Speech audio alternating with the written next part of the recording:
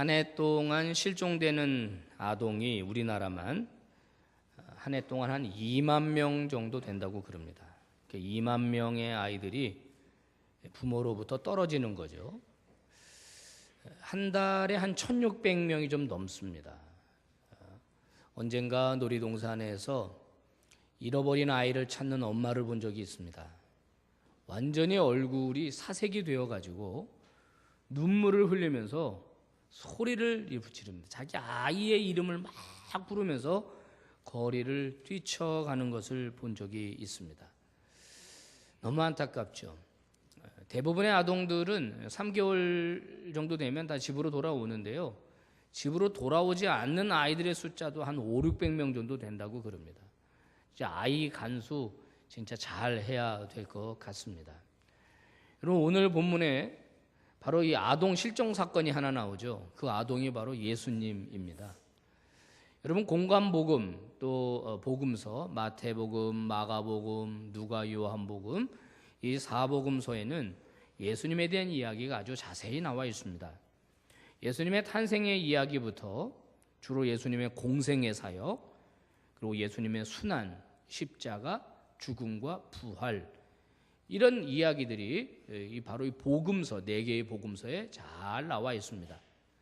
예수님이 어떤 일을 하셨고 어떤 말씀을 하셨는지, 또 예수님이 어떤 생각을 가지고 계셨는지, 어떤 부탁을 하셨는지 우리는 복음서를 읽어보면 잘 알 수 있습니다. 그런데 안타깝게도요, 예수님의 어린 시절에 대한 이야기는 없습니다. 태어나서부터 어린 시절을 어떻게 보내셨는지에 대한 이야기는 거의 나오지 않고 유일하게 오늘 누가복음에만 나옵니다. 그런데 이 누가복음에 나오는 이 유일한 예수님의 어린 시절의 이야기가 하필이면 실종 사건입니다. 자, 이야기는 이렇습니다. 예수님이 12살이 되던 해에 그의 부모와 함께 예루살렘으로 유월절 절기를 지키러 갔다는 겁니다. 지금 예수님의 사시는 데는 나사렛이에요.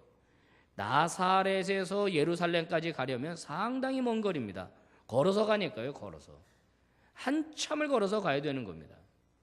자, 이렇게 예루살렘으로 올라가셨는데 예루살렘에서 유월절 절기를 다 보내고 약속된 장소에 와보니까 아마 여리고쯤 될 겁니다. 여리고. 하루길입니다. 여리고까지가. 정해진 아마 여관에서 만나기로 했을 텐데 가보니까 예수님이 없다라고 하는 거예요.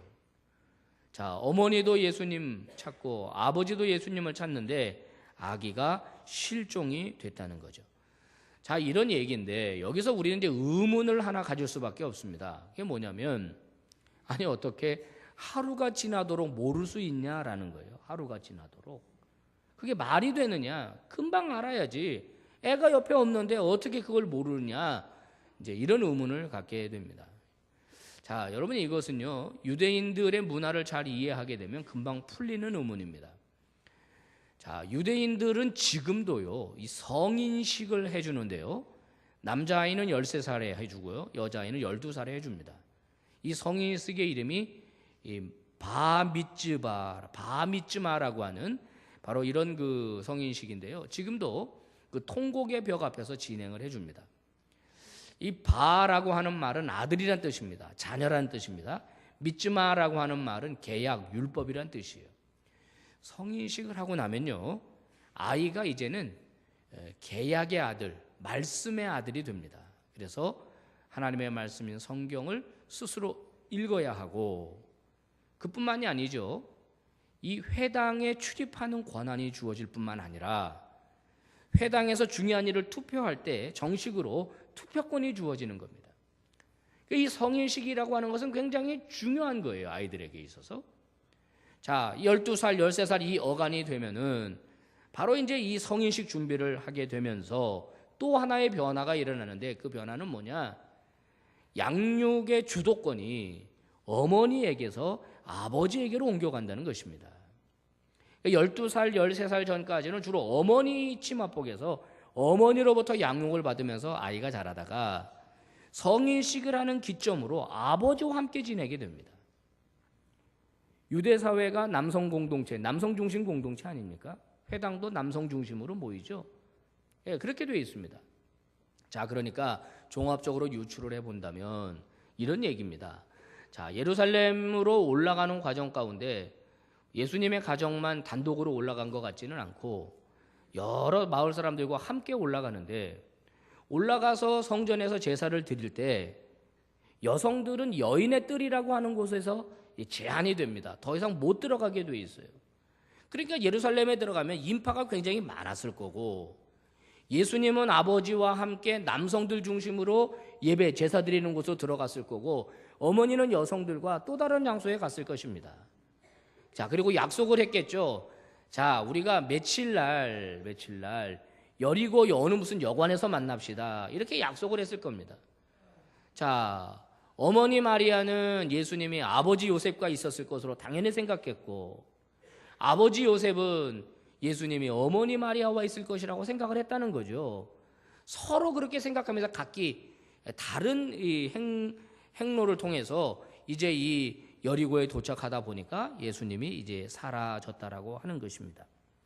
자, 이제 난리가 났습니다. 아들이 없어졌으니. 봤냐? 예수 봤냐? 예수 봤냐? 못 봤다. 못 봤다. 이게 도대체 어떻게 된 일이냐? 부모의 마음은 새까맣게 타들어가는 거죠. 그 밤에 움직일 수는 없으니까 아마 밤을 새고 다시 하룻길을 올라갔을 겁니다. 하룻길을 내려왔으니 하룻길을 올라가야 되죠. 성경에 보면 3일에 찾았다고 하니까 아마 올라가면서 여기저기 뒤지고 물어보고 수소문하고 하면서 찾는데 하루가 더 걸리고, 3일째 되는 날 어디 가서 찾았습니까? 성전에 가니까 예수님이 있더라라는 거예요. 자, 멀리서 보니까 예수님이 있습니다. 아이고 저기 있네 하고 뭐 하나 하고 봤더니 랍비들과 함께, 그 당시 아주 실력이 좋은 랍비들과 함께 예수님이 토론을 하고 있는 거예요. 12살짜리가. 오늘 성경에 보니까 묻기도 하고 대답하기도 했다는 겁니다. 토론입니다. 주로 무엇을 토론했겠습니까? 성경이죠, 성경. 여러분, 무엇을 말해줍니까? 예수님이 유년 시절에 상당한 성경 지식이 있었다는 것을 말해줍니다. 그건 어린 시절부터 공부를 많이 하신, 성경을 많이 읽으신 것이에요. 그런 유대인의 이 율법 교육을 굉장히 잘 받으셨다는 것을 말해줍니다. 자, 그 랍비들의 반응이 뭡니까? 기이 여겼다는 거예요. 12살짜리가 이렇게 해박한가? 12살짜리가 이렇게 똑똑한가? 12살짜리가 성경을 어떻게 이렇게 잘 알고 있는가 하면서 예수님의 이 해박한 성경 지식에 놀랐다는 거죠. 놀랐다는 거죠.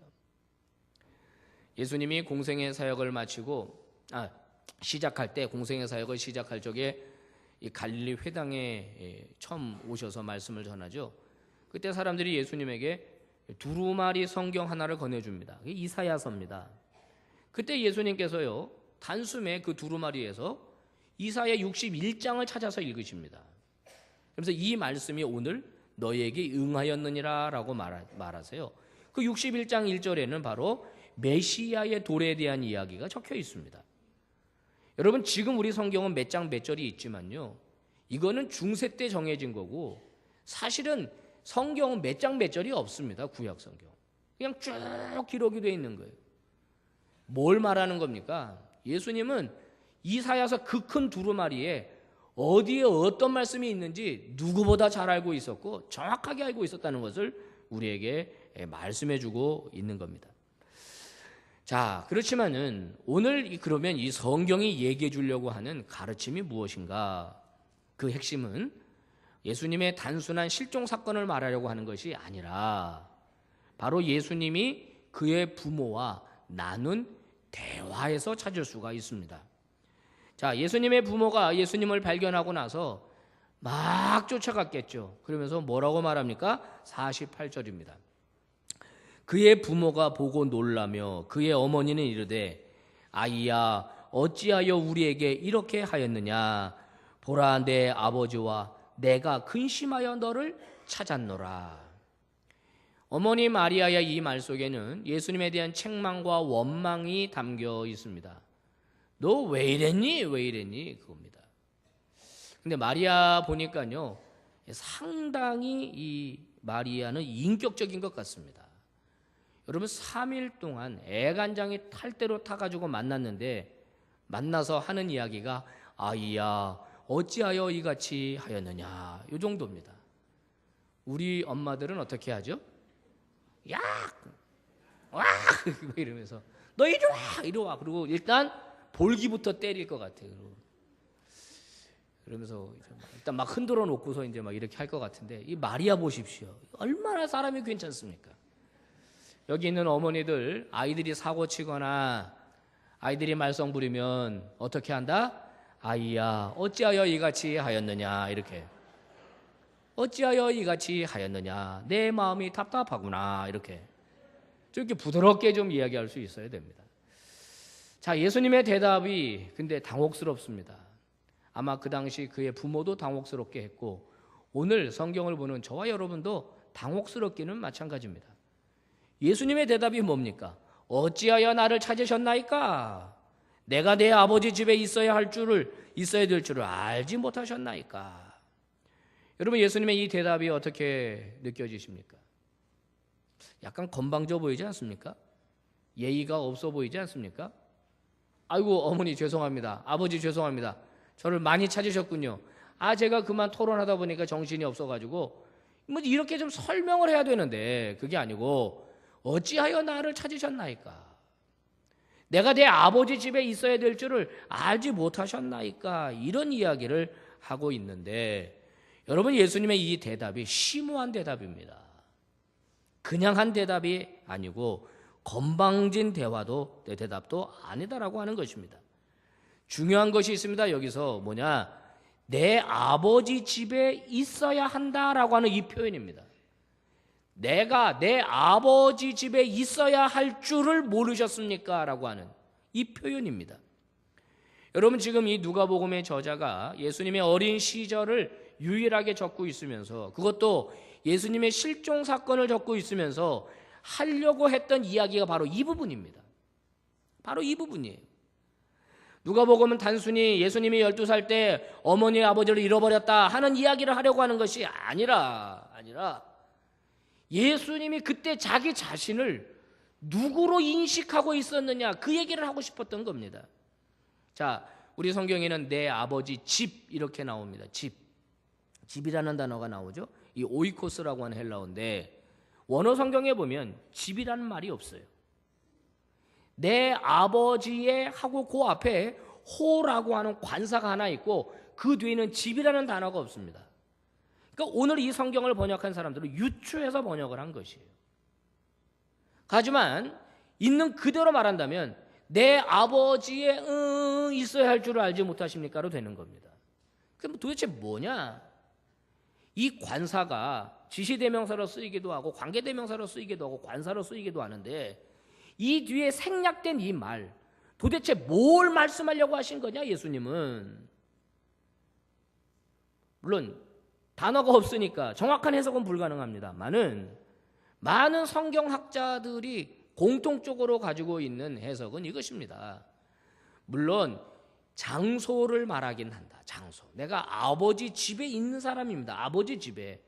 그러나 이것과 아울러서 내가 내 아버지의 거룩한 사역을 감당할 자라고 하는 것을 알지 못하십니까? 요 내용이 함께 있다는 거예요. 단순히 아버지 집 성전에 내가 있습니다 라고 하는 장소를 말할 뿐만 아니라, 예수님이 자기 자신을 하나님의 아들로 인식하면서 앞으로 자기에게 주어질 사역, 십자가 구속의 사역, 즉 이 땅에 하나님의 나라를 세우려고 하는 그 위대한 사명, 그것을 함께 가지고 있었다라는 사실을 예수님이 인식했다라고 하는 것이에요.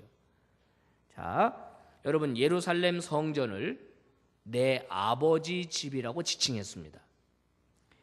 여러분, 이사야서 56장 7절에 보면 하나님이 이런 말씀을 하시죠. 내 집은 만민이 기도하는 집이라 일컬음이 될 것이다. 하나님은 성전을 내 집이라 그랬어요. 내 집은, 내 집, 성전은 만민이 기도하는 집이 될 것이다. 즉 인종 차별 없이, 남녀 차별 없이 누구나 와서 기도하는 기도의 처소가 될 것이다. 내 집, 하나님의 집입니다. 그런데 그 집을 예수님이 내 아버지 집이라고 하면서 하나님과 자신의 아버지를 동일시 해버렸습니다. 지금 예수님에게 아버지는 누굽니까? 육신의 아버지는 요셉입니다. 요셉이 지금까지 키워줬어요. 앞으로도 키울 겁니다. 오늘 성경 51절에 보니까 나사렛에 다시 데려가서 예수님이 순종하면서 그 부모님 잘 받들며 살았다는 얘기가 나오죠.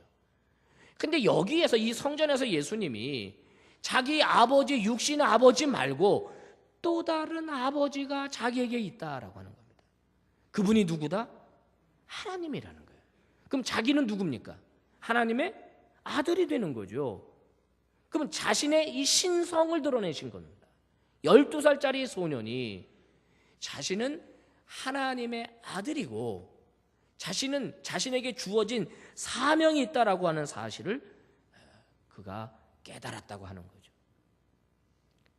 놀라운 자기 정체성입니다. 자, 예수님이 지금 예루살렘에 와서 보내신 절기가 유월절 절기입니다. 여러분, 유월절은 무엇을 기념하는 절기입니까? 여러분 잘 아시는 바와 같이 이집트 포로 생활에서 하나님께서 기적적으로 구원해 주신 그 유월절, 바로 그 광복절을 기념하기 위한 절기 아닙니까? 그렇죠? 자, 유월절 절기의 하이라이트, 핵심이 뭡니까? 유월절 어린 양입니다.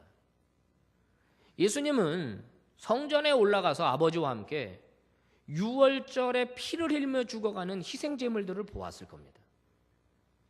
자, 죄에서의 해방, 악한 이집트 바로 왕에게서부터의 구원, 죽음으로부터의 구원, 생명, 죽음의 심판이 넘어가는 이 유월절의 이 기가 막힌 이 역사, 그것이 가능하려면 유월절 어린 양의 피가 있어야 한다.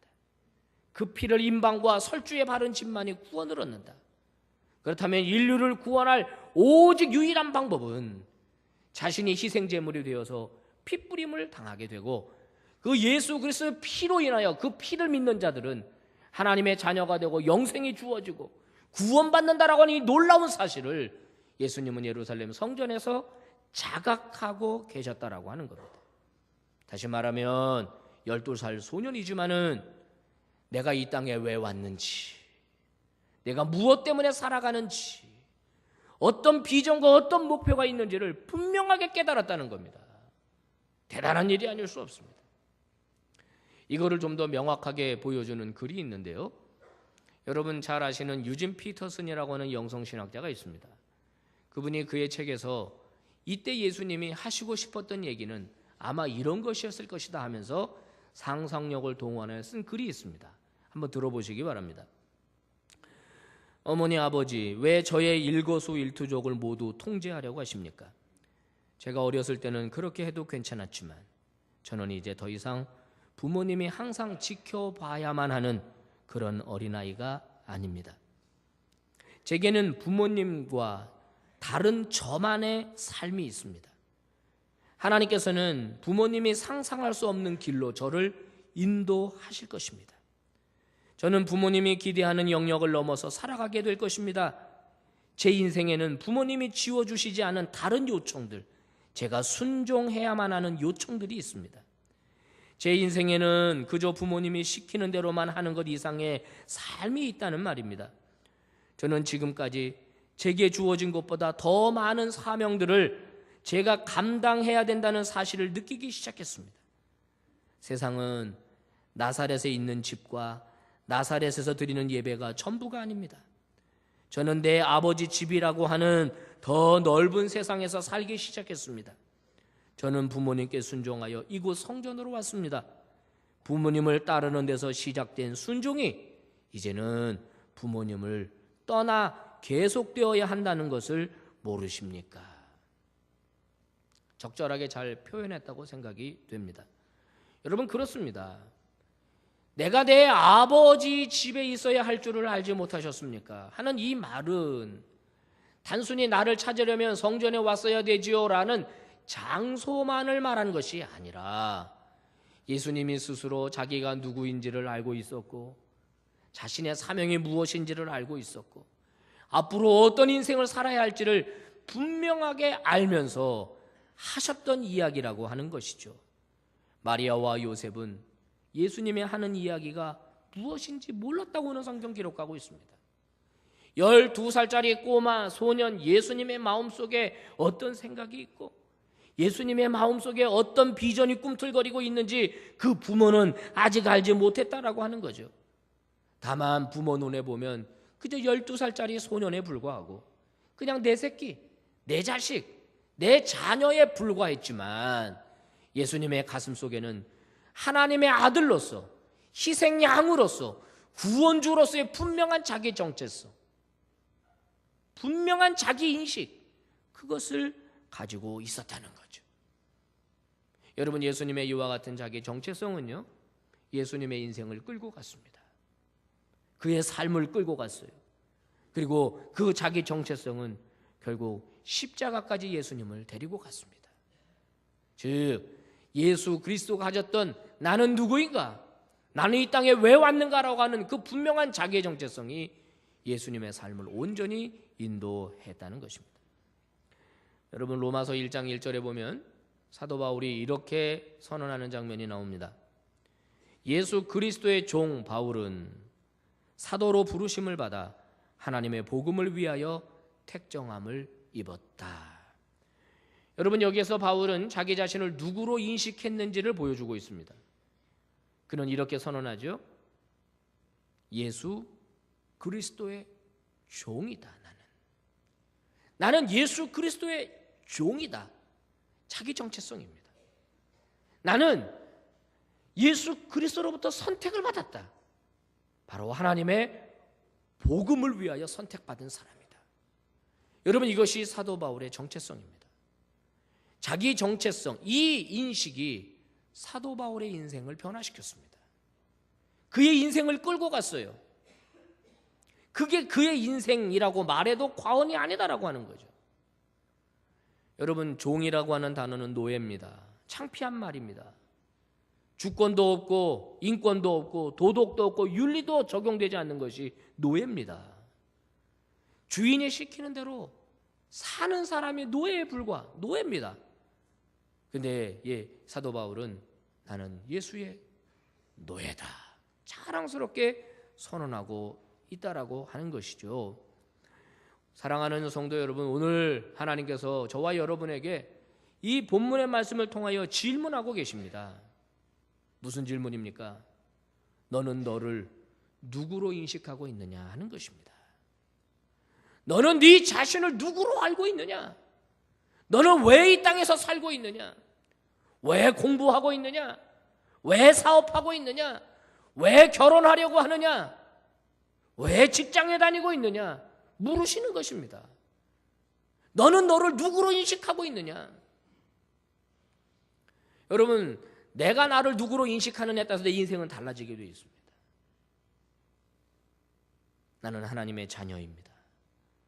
나는 구원받은 하나님 나라의 백성입니다 라고 나를 내 스스로 인식한다면 그 사람은 그에 합당한 인생을 살아야 할 줄로 믿습니다. 오늘 하나님의 이 질문 앞에 정직하게 대답하시는 믿음의 종들 되시기를 바랍니다.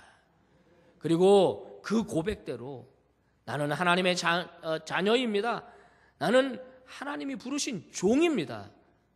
바로 이와 같은 인식이 나에게 있다면 우리의 인생이, 우리의 전 인생이 이 땅을 떠나는 그날까지 그 고백과 일치되는 그런 그 거룩한 예수 그리스도의 제자의 삶을 살아야 할 것입니다. 오늘 우리에게 주신 말씀, 여러분 다시 한번 가슴에 새길 수 있기를 바랍니다.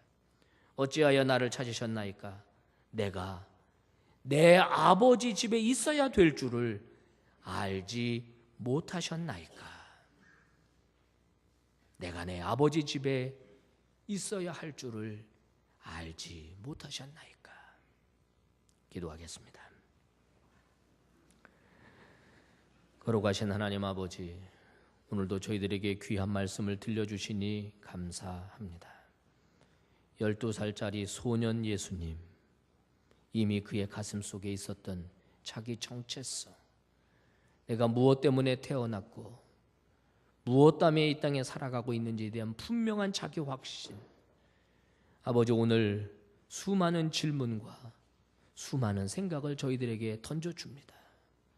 스스로 성도라고 말하면서, 스스로 직분자라고 말하면서, 스스로 하나님의 종이라고 말하면서, 하나님의 자녀라고 말하면서, 구원받은 백성이라고 말하면서